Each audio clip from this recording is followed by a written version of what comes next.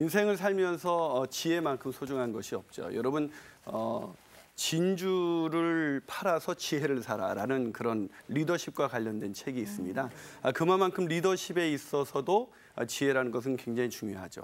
제가 한번 그 말씀을 그대로 경험한 적이 있어요. 한번 제가 고등학교 때였는데 청계천에 있는 헌책방에서 책을 고르고 있었어요. 근데 막 책을 고르고 있었는데 헌책을 딱 고르는 순간 그 가운데서 5,000원짜리 지폐가 있는 거예요. 대박. 그러니까 이게 판 사람은 몰랐던 거죠. 이게 누가 아마 비상금을 딱 꼽을 쳐놨다가 그걸 팔았는데 그거 모르고 제 돈인 판 것 거죠. 같은데요? 그래서 제가 이걸 어떻게 할까? 그래서 무조건 그 책이 마음에 들기 시작하더라고요. 이 책이 너무 깨끗해 보이고 그래서 그 책을 가지고 딱 그 서점 주인한테 내서 이 책 얼마예요? 떨리는 마음으로 딱 물어봤죠. 왜냐하면 그 책 안에 있는 돈이 그분의 것이라는 생각을 그때 제가 막 예수님을 믿고 막 제대로 신앙을 갖기 전이었기 때문에 그래서 제가 이거 얼마예요? 그랬더니 그 당시 대부분 500원이면 살 수가 있는데 와. 이거를 1,000원을 달라는 거예요. 이제 이 아저씨는 굉장히 세게 부른 거죠. 제가 샀을까요, 안 샀을까요? 샀죠. 당연히 샀죠. 그래서 1,000원에 사서 기분 좋게 나와서 아싸라비야 하고 했던 그 기억이 납니다. 아마 이 얘기를 듣고 야, 저 인간이 저렇게 살았단 말이야 하면서 그러니까 시험에 드는 분이 계실지 모르지만 헌책방에 막 가시는 분들이 계시고. 그렇지는 거예요. 근데 지금 헌책방이 없어졌어요. 근데 성경에 그런 말씀이 있잖아요. 하나님께서 그 천국은 마치 밭에 숨겨진 보화를 발견한 사람 같으니 가서 이것을 보고 모든 재산을 팔아 그 밭을 사는 사람에게 비유하잖아요. 저는 지혜라는 것이 그럴 만한 가치가 있는 것이라고 생각합니다. 오늘 주제가 아무리 생각해도 지혜보다 더 나은 것은 없다라는 주제인데요. 많은 사람들이 사실은 이 솔로몬 특강을 통해서 굉장히 좋은 하나님의 지혜를 배울 수가 있는데 사실은 거기에 우리의 시선을 고정하기가 어려운 것은 마치 밭에 숨겨진 보화를 발견한 사람만이 자신의 전 재산을 팔아서 그것을 살 수가 있는데 그것이 그만한 가치가 있다고 생각하지 않는 한 자신의 전 재산은커녕 단돈 10원도 팔 리가 없지요. 제가 만약에 그 책 속에 5,000원짜리가 숨겨져 있지 않았다면 저는 절대 1,000원을 주고 그 책을 사지는 않았을 겁니다. 우리 인생을 살면서 무엇에 대한 가치를 안다는 것은 굉장히 중요한 거예요. 우리가 한 사람의 가치를 알 때 그 영혼을 위해서 우리의 전체를 드릴 수도 있지만 그 영혼에 대한 가치를 모르는 사람은 그 사람을 이용할 뿐이죠. 우리가 살아가면서 중요한 것은 어디에 가치를 두면서 살아가느냐. 이것이 굉장히 중요한 것이죠. 여러분은 어떤 것에 가치를 둬요? 많은 사람들은 요즘 외모에 가치를 두더라고요. 이 젊은이들도 외모에 가치를 두고 특히 이 동안 피부에 대해서 그래서 저를 볼 때마다 굉장히 다 가지셨어요. 힘들어하고 막 이러죠. 그래서 제가 한번 젊은 아이하고 이야기를 하다가 그런 얘기를 나눴어요. 넌 외모에 왜 이렇게 가치를 두니? 그랬더니 외모도 경쟁력이잖아요. 그러더라고요. 그래서 내가 야, 외모가 경쟁력이라고 너 그렇게 당당히 말하는 거 보니까 네 외모에 굉장히 자신이 있나 보다 그랬더니 저는 자신이 있다는 거예요. 왜냐면 고치기도 했거든요. 그래서 야, 그래도 너 아무리 고쳐도 내가 보기에도 너 이쁜 거 맞는데 넌 가면 갈수록 경쟁력이 떨어질 수밖에 없어. 그랬더니 왜 그렇게 기분 나쁘게 얘기하냐는 거예요. 너 생각해봐라. 네가 30대 후반 됐을 때 네가 아무리 고쳐도 20대 초반의 젊은 여성과 경쟁한다면 너 이길 수 있어? 자신 없어지죠. 우리 모두가 다 갑자기. 예. 그래서 피부과를 부지런히 다니면 혹시. 혹시요. 그래도 어려울 거예요. 예. 하긴 우리 김필원 MC 같으면 모를까. 저도 이렇게 참 자꾸 거짓말하는 게 느는 것 같아요. 불편해요, 거짓말.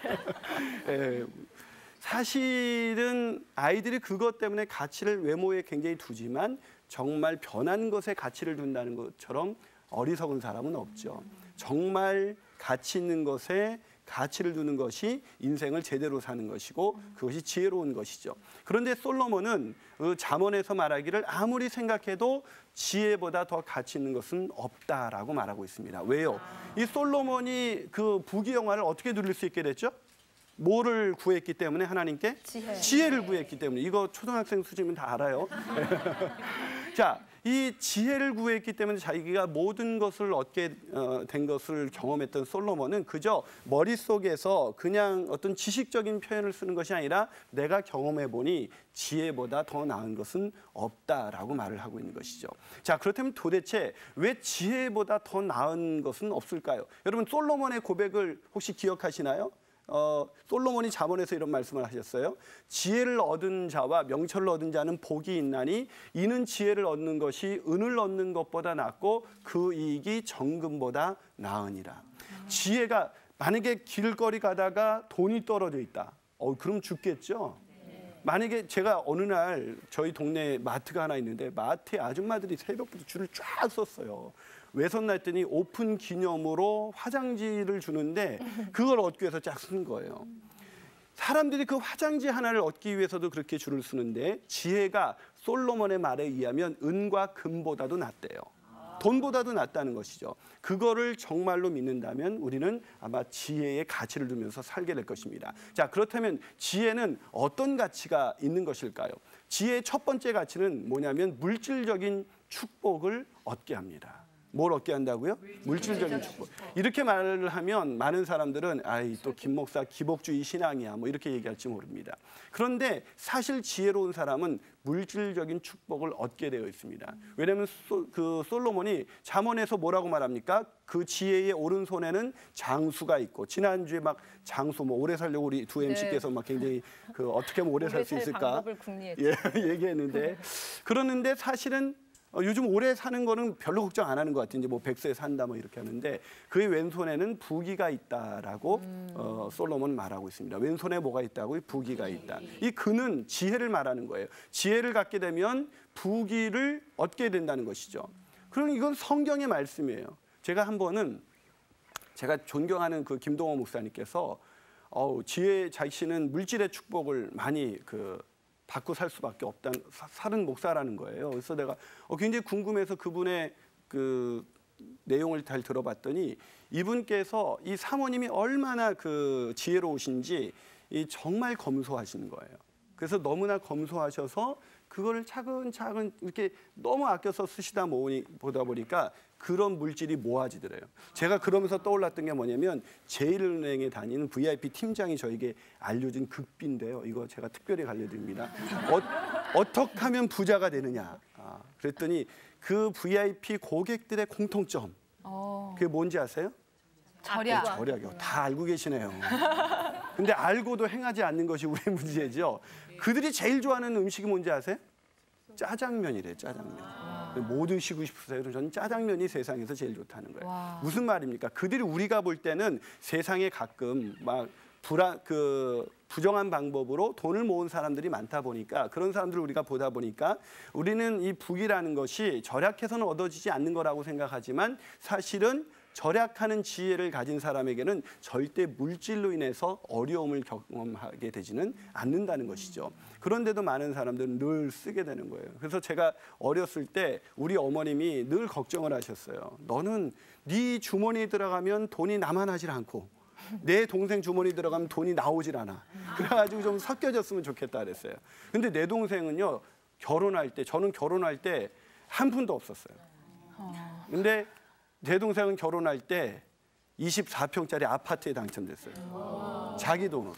와. 그래서 제가 역시 절약의 지혜가 얼마나 중요한가. 우리가 하나님의 지혜를 가지고 살아갈 때 우리가 쓸데없는 거에 소비하거나 그렇게 살지 않고 그 물질을 가치 있는 데 쓰기 때문에 그 물질적인 축복이라는 것은 단순히 우리가 엄청난 부자가 된다는 것이 아니라 그 물질로 인해서 어려움을 겪지 않는 인생을 살아갈 수가 있다는 것이죠. 많은 사람들이 저는 부자를 그렇게 정의합니다. 부자는 많이 가진 자가 아니라 모자람이 없는 자다. 내가 오늘 뭐 10억을 갖고 있고 100억을 갖고 있는데도 모자람을 느낀다면 그 사람은 넉넉한 사람이 아니에요. 그러나 내가 그렇게 많은 돈을 갖고 있지 않아도 오늘 넉넉함을 느끼고 있다면 그 사람이 바로 부자인 것이죠. 누가 그렇게 살 수 있습니까? 지혜를 가진 사람이 그렇게 살 수 있다는 것입니다. 또 지혜가 왜 지혜보다 더 가치 있는 것은 없는가? 지혜가 가치 있는 두 번째 이유는 지혜는 정신적인 만족을 얻게 한다는 것입니다. 요즘 우리나라 우울증 걸린 사람이 얼마나 많은지 아시죠? 이제 2020년 넘어가면 우울증으로 인해서 사망하는 사람, 그래서 자살을 선택하고 이런 사람들이 점점 많아진다는 거죠. 위렌 위얼스비 목사님이 만족하여라는 책에서 뭐라고 말을 하고 있냐면 돈이라는 품목은 천국 이외의 모든 곳에서 통용되는 보편 여건이며 행복 이외의 모든 것을 제공할 수 있는 보편 공급자이다. 무슨 말입니까? 이 돈이라는 것이 우리가 물질만 얻으면 행복할 것 같지만 그거로 행복할 수 없다는 거죠. 우리가 이게 참 경험이 잘 안 돼요. 이 물질을 좀 충분히 가져봤어요. 물질만으로 행복할 수 없다 이런 걸 느낌이 확 올 텐데 근데 이 돈이라는 것이 정말 쓸모가 많지만 행복은 제공할 수 없다는 거죠. 저는 제가 목회했던 곳은 분당이라는 지역이에요. 아세요? 혹시 분당? 알죠. 예, 누가 그러더라고요? 천당보다 살기가 좋은데. 오, 그렇게 변했어요?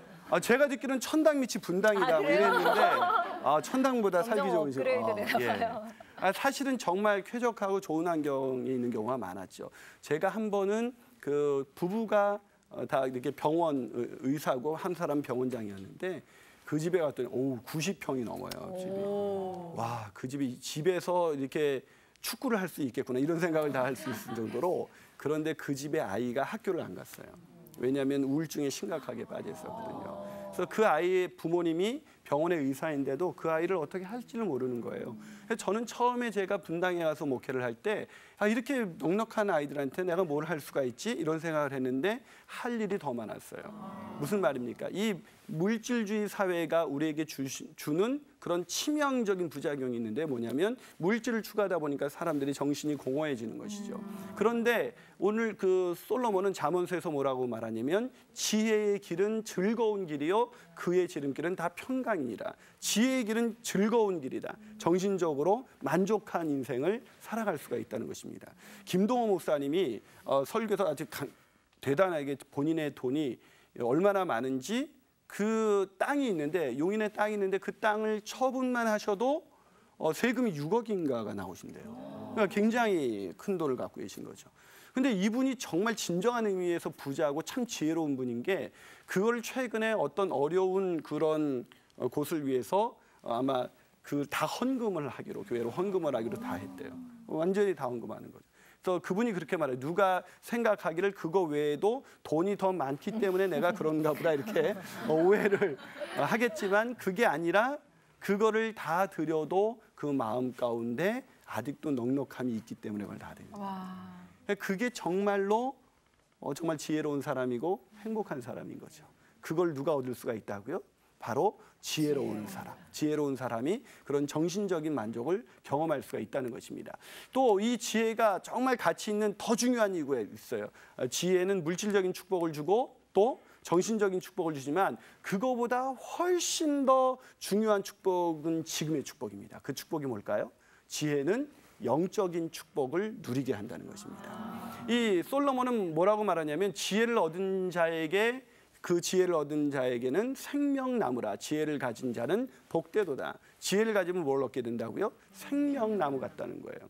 여기서 생명나무는 그냥 그 에덴 동산에 있었던 그 생명나무를 말하는 것이 아니라 예수를 그리스도와 주님으로 믿고 섬기는 자가 누리는 그런 영생을 말하는 거죠.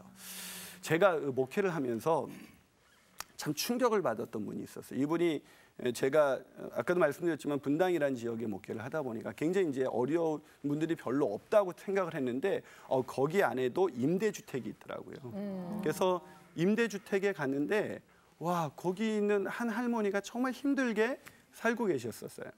근데 그 할머니를 신방하는데 이 할머니는 매번 그 얼마나 힘겹게 사셨냐면 폐휴지를 줍기 위해서 매번 그렇게 그냥 일을 하루도 빠지지 않고 일을 하셨던 분이었어요. 그래서 그분을 보면서 참 불쌍하다. 인생을 살면서 이제 노년에 좀 편리하게 사실 수 있는 저 때에 계속해서 폐유지를 주술 수밖에 없는 것을 보니까 참 안 됐다. 뭐 이런 생각을 했거든요. 근데 어느 날 그분이 그 폐유지를 막 주운 돈으로 뭘 하는가 했더니 그냥 먹고 사시는데 정신이 없는 줄 알았더니 어느 날 그것을 그 아이들의 장학 헌금으로 그걸 가지고 오셨어요. 제가 그 돈을 딱 그 받는 순간 그분을 불쌍하다고 제가 생각했거든요. 그것을 받고 그날 그 머릿속에 그분이 갖고 오신 그 헌금이 떠나질 않으면서 그분의 일상, 그분이 정말 가만히 생각해 봤더니 그분이 그 페이지를 지울 때 이 허리가 꼬부라져서 이렇게 펴지지도 않으시는데 이분이 늘 행복하게 그 일을 하셨거든요. 참 신앙이 대단하긴 대단하다 이런 생각을 했어요. 왜냐하면 참 저분이 그래도 즐겁게 일을 하시는구나 이렇게 생각을 했는데 정말 제가 충격을 받았던 것은 그분의 기쁨이 다른 사람들에게 축복으로 나눠줄 수 있는 그런 축복의 통로가 됐다는 거예요.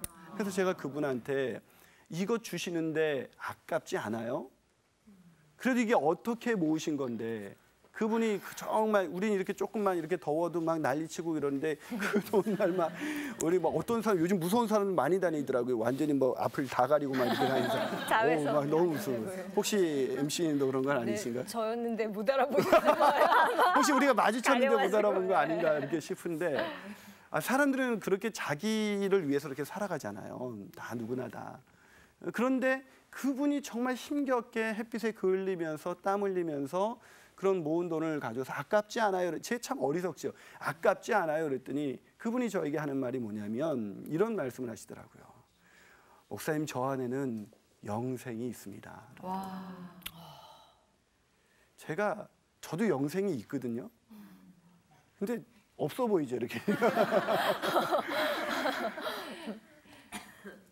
저에게는 영생이 있습니다. 그분의 지혜. 인생의 노년에 왜 자식들 안 찾아오냐고 쓸쓸하다고 막 그렇게 인생을 그냥 푸념하시면서 절망하고 불평과 원망 속에 살아가실 수 있는 그분의 인생을 바꾼 것은 영적인 축복이었습니다. 아멘. 사실 솔로몬이 그렇게 부귀영화를 누렸지만 사실 솔로몬의 끝이 안 좋지 않았습니까? 무엇을 놓쳤기 때문이죠?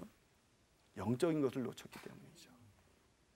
우리가 하나님이 주신 축복 때문에 사실은 지혜를 잃어버릴 수가 있다는 거예요. 하나님이 주신 축복, 솔로몬이 계속해서 지혜를 구했던, 처음에 하나님께 지혜를 구했던 그 마음으로 살아갔다면 솔로몬은 마지막까지 얼마나 아름다운 인생으로 살아갈 수가 있었을까. 그런데 그 영적인 축복을 잃어버리니까 그가 가지고 있는 부귀와 영화도 아무것도 아닌 것. 아니 오히려 그것이 그에게 차라리 없었으면 더 좋았을 것을 하는 것을 경험하게 되죠. 저는 그 다음부터 제 마음 가운데 이 영적인 축복을 가장 제 인생에 가장 귀한 것으로 깨닫는 것이 지혜구나라는 걸 알게 된 거예요. 정말 지혜로운 자는요, 이 물질적인 축복과 영적인 축복이 있을 때 이 영적인 것, 영원한 것을 선택할 줄 아는 사람이 지혜로운 사람인 것이죠. 그런데 이것을 선택하는 순간 하나님은 우리가 지혜를 갖게 되면 이 물질적인 축복부터 주지만 이 물질적인 축복으로 인해서 우리가 영적인 하나님은 더 좋은 것을 갖고 계시는데 이것을 기대하지 않고 여기에서 함몰되어서 그것만 누리고 살아가는 그런 불쌍한 인생이 될 수 있다는 것이죠. 그런 인생으로 살지 않기 위해서 정말 우리가 필요한 것이 바로 지혜인 것입니다. 아멘. 그 지혜를 얻기 위해서 우리가 계속해서 그렇게 몸부림치면서 살아간다는 것은 다른 말로 말하면 영적인 일에 우리의 모든 우선순위를 둔다는 것이죠. 제가 한번 이런 이철환 씨의 반성문이라는 책을 읽다가 또 한번 제가 참 미련하게 살고 있는 제 모습을 보게 됐습니다. 어느 날 제가 목회를 하면서 저도 처음에 신학교를 가고 그럴 때는 정말 많이 가난했어요. 그래서 정말 어려운 그 상황 속에서 일주일에 한 3일은 굶었던 것 같아요. 그때 저희가 섬기는 교회가 굉장히 어려운 교회였기 때문에 사례비를 제대로 줄 수 없었고 그래서 그런 힘든 상황 속에서 늘 하나님 앞에 기도하면서 나갔을 때 제 영혼이 늘 충만하고 행복했을 때가 있었습니다. 근데 어느 날 제가 이제 어떤 대형 교회 부목사로서 그렇게 나름대로 인정을 받고 막 사람들 앞에 그렇게 살아가게 되다 보니까 제 안에 어느 순간부터 영적인 것을 갈구하는 마음들이 되게 희미해지는 것들을 보게 되는 거예요. 그래서 그걸 모르고 있다가 제가 어느 날 막 운전을 하고 가는데 그런 운전을 하고 가면서 이 앞에 있는 사람이 나를 딱 추월했는데 막 제 마음이 영혼이 완전히 다운돼 버리니까 막 그게 막 화가 나는 거예요. 막 같이 막 추월했죠. 막 제가 운전 좀 하거든요. 그래서 막 추월했는데 결국 그 사람 앞에 그 사람이 내 앞에 차를 딱 세워버린 거예요. 그 사람이 너무 화가 난 거죠.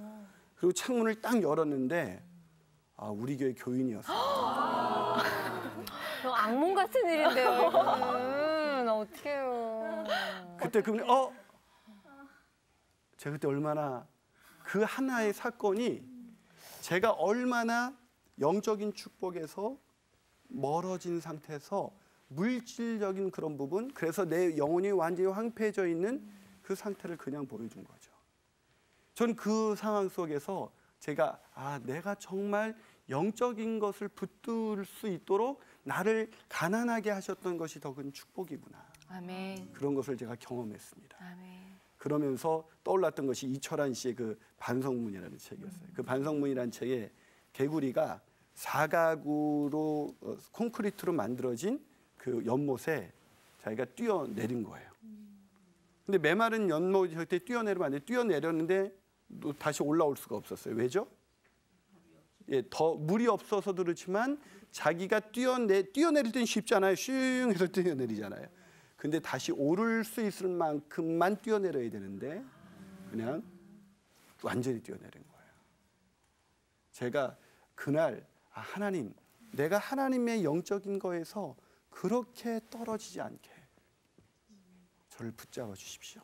아멘. 아멘. 그래서 제 인생 속에서 가장 가치 있는 게 영적인 거라는 것을 믿게 해주십시오. 아멘. 그래서 그 다음부터 제가 정신을 차리고 살기를 시작했습니다. 그랬더니 놀랍게 정말 제 인생 가운데 정말 개척해서 살아가면서도 물질로 인해서 제가 그거에 마음을 두지 않으니까요. 하나님이 일용할 양식을 매일매일 공급하는 것을 느끼고요. 제가 이 얼굴이 좀 해피해 보이지 않으시나요? 네. 제가 굉장히 해피해요. 그래서 사람들이 만나면 어떻게 개척하고도 이렇게 행복할 수 있어요? 이렇게 얘기합니다. 근데 제가 더 행복한 건 뭔지 아세요? 제 안에 영적인 은혜가 충만해졌다는 거예요. 아멘. 제가 그 영적인 은혜가 충만해지고 나니까 우리 교회에서요. 정말 놀라운 일들이 많이 일어나는데 제 안에 영적인 은혜로 충만하게 살아가도록 저에게 도전을 줬던 한 자매가 있었어요. 이 자매 정말 가난한 자매였는데요.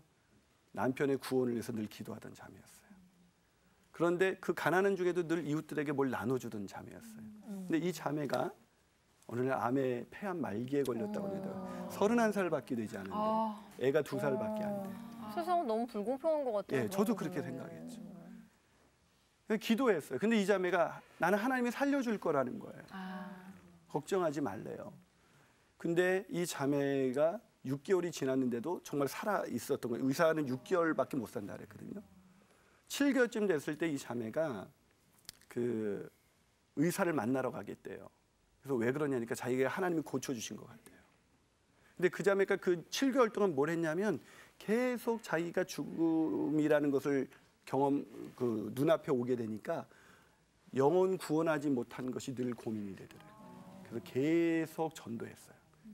그 불교 대학에 다니는 부산에 있는 이모한테도 전화해서 이모 나 폐암 말기래. 나 만나러 올 수 있어? 그 이모가 부산에서 와요. 경기도까지. 그 이모에게 복음을 전하고 그렇게 일주일에 5-6사람에게 복음을 전했던 자매예요. 근데 이 자매가 7개월에 의사한테 가기 전에 우리가 기도했어요. 하나님 고쳐주세요. 내일 의사가 하나님을 인정하게 해주세요. 그리고 주님께 돌아오게 해주세요. 그러고 갔는데 연락이 안 와요. 나중에 알고 보니까 더 악화됐대요. 나중에 호스피스 병원에 가게 됐는데 그 자매가 이제 그 암세포가 뇌까지 전이돼서 막 횡설수를 하고 있었어요. 그러다가 가끔 제정신으로 돌아와요. 그 제정신으로 돌아온 자매한테 가서 자매 힘들지 않아? 원망스럽지 않아? 그랬더니 그 자매가 저한테 이렇게 얘기하더라고요. 목사님, 제 남편이 저 때문에 구원받았잖아요. 저는 우리 남편에게 영원한 생명을 주었기 때문에 죽음도 두렵지 않아요. 그리고 하늘나라로 떠나갔습니다. 그 자매의 영상을 기억하면서 제가 계속 기도합니다. 하나님, 제가 목회를 하면서 영적인 축복, 여기서의 내 마음이 늘 여기에 있을 수 있도록 주님 제 마음을 붙들어 주십시오. 아멘. 그것이 지혜로운 자가 누릴 수 있는 생명나무인 것입니다. 아멘. 그 생명나무를 누리시는 시간이 된다면 영혼이 먼저 회복이 되면 정신도 회복이 되고 물질도 회복되게 될 줄로 믿습니다. 아멘. 그래서 영혼이 잘된 같이 내 영혼이 범사가 잘 된다고 말씀하는 거죠. 그 범사에 잘 되는 축복이 있기를 주님의 이름으로 축복합니다. 아멘. 예, 오늘 여기까지입니다. 감사합니다.